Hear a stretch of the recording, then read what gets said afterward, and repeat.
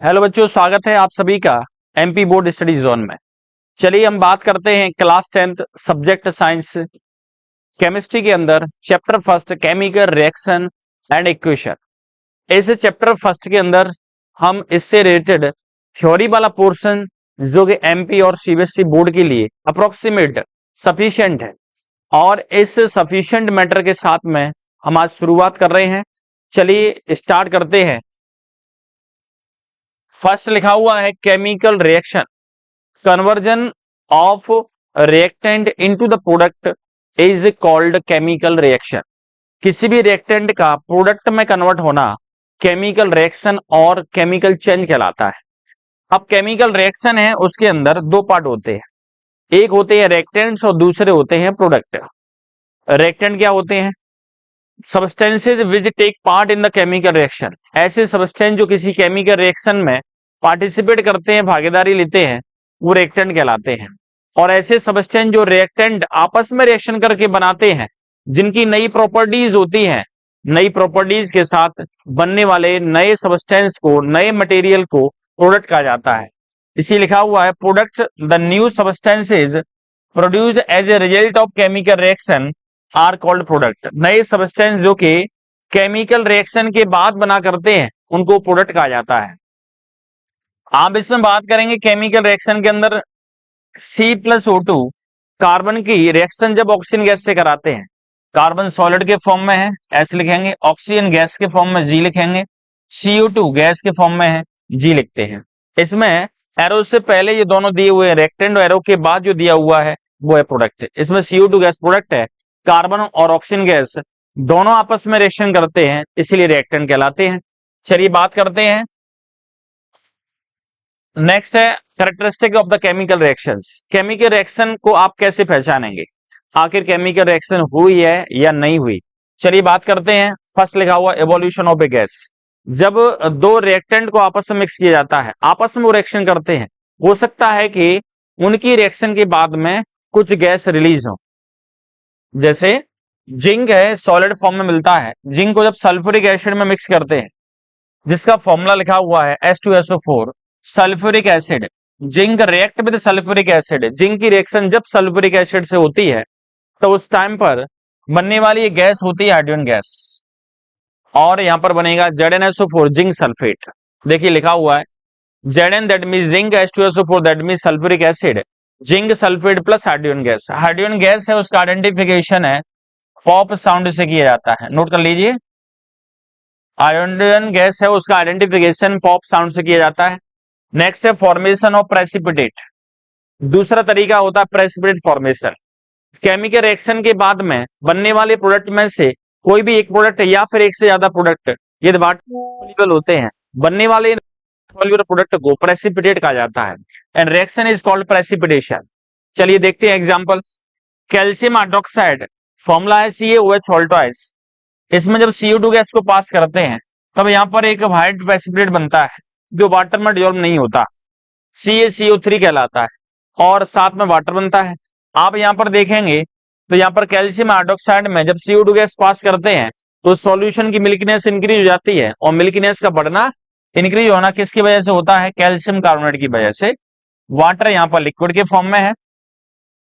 Next third जो तरीका है चेंज इन द कलर।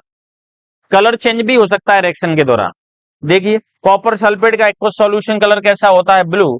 जब इसमें आयरन नेल से आयरन की फिलिंग्स यानी आयरन के टुकड़े ऐड किए जाते हैं, सॉल्यूशन का कलर हो जाता है ग्रीन।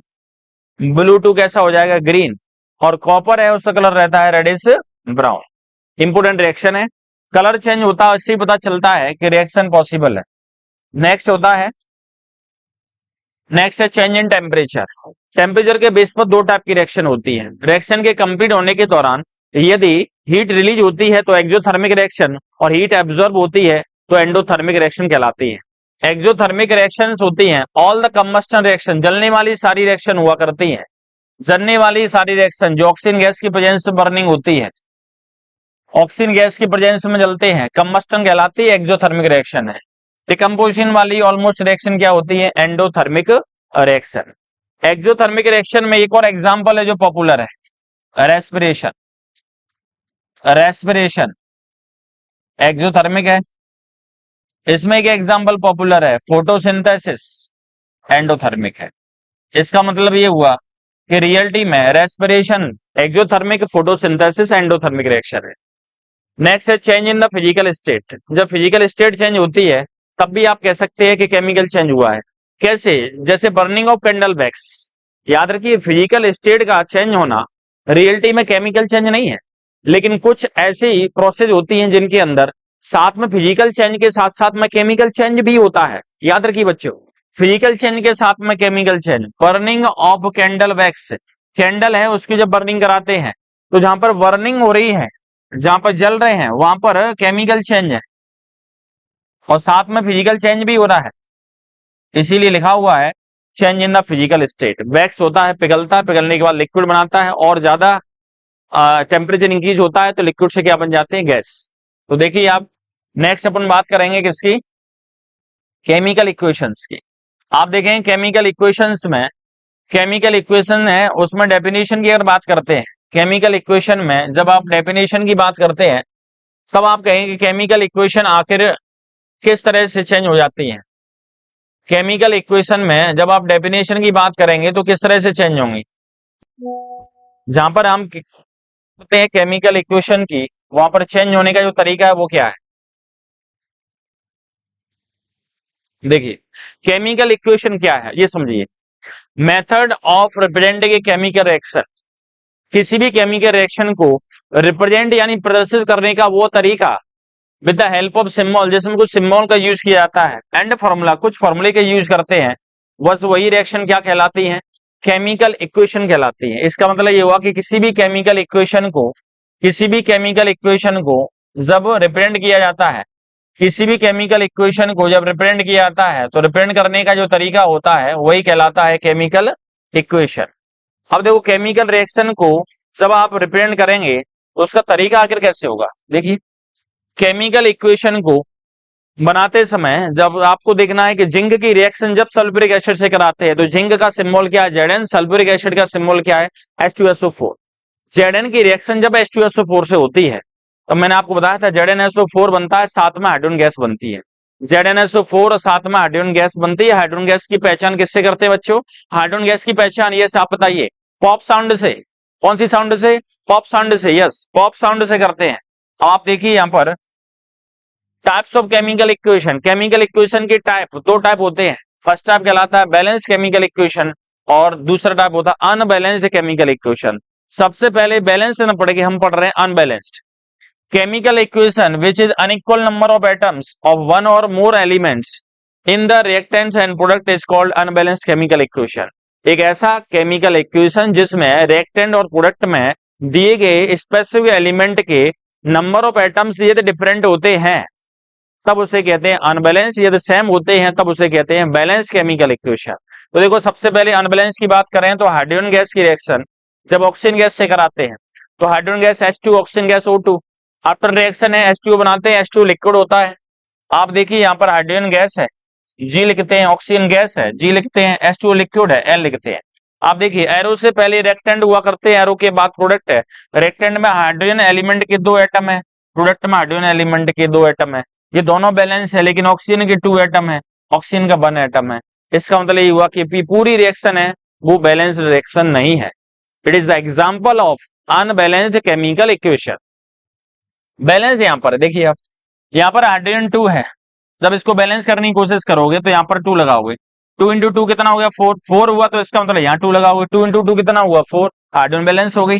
ऑक्सीजन के 2 एटम देखिए यहाँ पर 2 लिखा हुआ है, इसका दोनों मल्टीप्लाई होता है, यहाँ भी मल्टीप्लाई होगा और इस 2 का यहाँ भी मल्टीप्लाई होगा। ऑक्सीजन पहले से 1 था, 2 का मल्टीप्लाई हुआ तो 1 इंटू 2 कितना हो गया बच्चों? 1 इंटू 2 2 हो गया। यस, अब आप देखिए 2 molecules of hydrogen, 2 into 2 4 atoms हो गए, 2 इंटू 2 4 एटम्स हो गए, ऑक्सीजन के 2 एटम और ऑक्सीजन के 2 एटम। अब ये रिएक्शन बैलेंस हो गई। इसके बाद मेरा एक और वीडियो आएगा जिसमें केमिकल इक्वेशन को बैलेंस करना सिखाएंगे, किस तरह से केमिकल इक्वेशन को बैलेंस किया जाता है वो सिखाएंगे। चलिए बात करते हैं, एक यहाँ पर नोट पॉइंट दिया हुआ है, to satisfy the law of conservation of mass the chemical equation could be और मस्ट बी बैलेंस्ड। किसी भी केमिकल इक्वेशन का बैलेंस होना अति आवश्यक क्यों है? क्योंकि बैलेंस केमिकल इक्वेशन आखिर किसको फॉलो करती है? बैलेंस केमिकल इक्वेशन फॉलो करती है लॉ ऑफ कंजर्वेशन ऑफ मास, यानी द्रव्यमान का संरक्षण का नियम। और मास को जब कंजर्व किया जाता है इसका मतलब क्या है कि total mass of reactant must be equal to the total mass of product.